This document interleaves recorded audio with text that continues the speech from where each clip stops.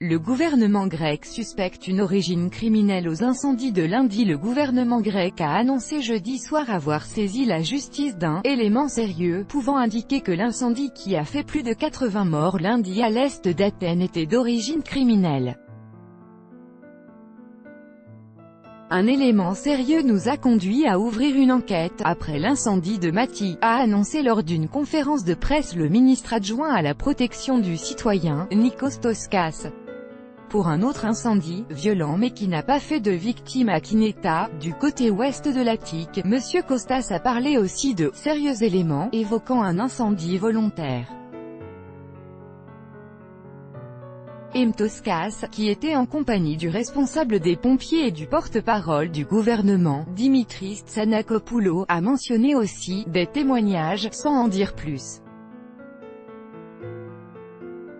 Les officiels, cartes satellitaires à l'appui, ont fait valoir également que 13 feux étaient partis en même temps en Attique lundi, un fait déjà souligné par M.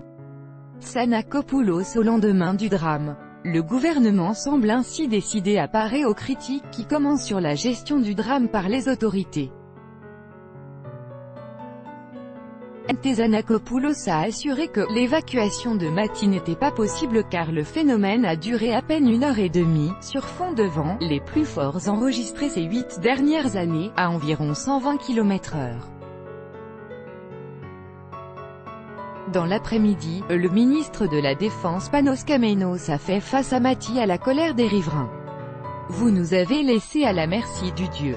Il ne nous reste rien », lui a ainsi lancé une femme en larmes. « Règle les lois, monsieur. » Kamenos a répondu aux critiques avec un argument différent, évoquant au micro de la BBC le problème endémique des constructions illégales qui sont selon lui, la majorité, sur cette côte. Après cette tragédie, c'est le moment que les propriétaires comprennent que c'est dangereux pour eux et leurs familles de ne pas suivre les règles et les lois, a-t-il dit. Toute la journée, la douloureuse identification des plus de 80 morts s'est poursuivie, les médecins légistes espérant avoir conclu ce travail d'ici à samedi, grâce à l'ADN de proches supposés. La maison familiale du réalisateur grec Theo Angelopoulos a pris feu, et avec elle les archives personnelles du cinéaste qui y étaient conservées. Copyright AFP, Angelos Tsortzini. Il y a beaucoup de corps calcinés, ce qui complique la procédure, a indiqué l'un d'eux à l'agence grecque ANA. Les familles n'étaient pas autorisées à voir les corps, un des médecins confiant que le corps médical lui-même avait du mal à supporter. Outre un numéro officiel ouvert aux familles, un mur des disparus informel ouvert par des développeurs privés sur Internet affichait toujours jeudi la photo de 27 personnes portées disparues, sans qu'on puisse savoir si certaines figuraient ou non parmi les corps retrouvés. Des voitures calcinées, à Rafina, près d'Athènes, le 26 juillet 2018. Copyright AFP, Angelos TZORTZDNIS sur 2489 maisons auscultées par quelques 340 agents jusqu'à mercredi soir dans la zone côtière sinistrée de Mathie. Près de la moitié, 48,93%, ne sont plus habitables, selon le ministre des Infrastructures.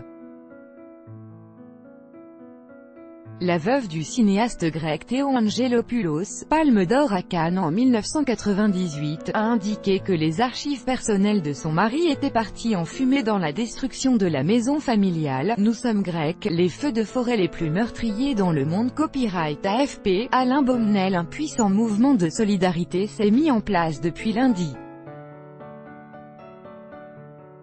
Les rescapés étaient pris en charge par des associations, qui fournissent hébergement dans les villes voisines, vêtements et nourriture. Les volontaires s'affairaient ainsi jeudi dans un gymnase de Rafina, proche de Mathie, au milieu de montagnes de vêtements, de nourriture ou de couches pour bébés. Nous sommes grecs, et les Grecs ont tendance à s'unir quand ils sont dans le besoin, et à s'aider autant que possible, témoignait fièrement Johanna Kefalidou, un professeur d'anglais en vacances. Pour sa part, tout en se gardant de critiquer frontalement le gouvernement pendant la période de deuil national de 3 jours, le chef du principal parti d'opposition, Nouvelle Démocratie, Kyriakos Mitsotakis, s'est rendu sur les lieux du drame pour la 2e fois en 2 jours jeudi, pour exprimer sa solidarité aux familles des victimes. Mais dès vendredi, les couteaux risquent d'être tirés. Ce désastre horrible sera le prétexte d'une controverse politique, a prédit jeudi le quotidien libéral Cathy Merini, incriminant tous les services publics dans cette affaire. Dans la soirée, la reine Elisabeth II d'Angleterre, le prince Philippe, né prince Philippe de Grèce, et leur fils aîné le prince Charles ont envoyé des messages de sympathie à la Grèce. Tout droit de reproduction et de représentation réservé. Copyright 2018, Agence France Presse.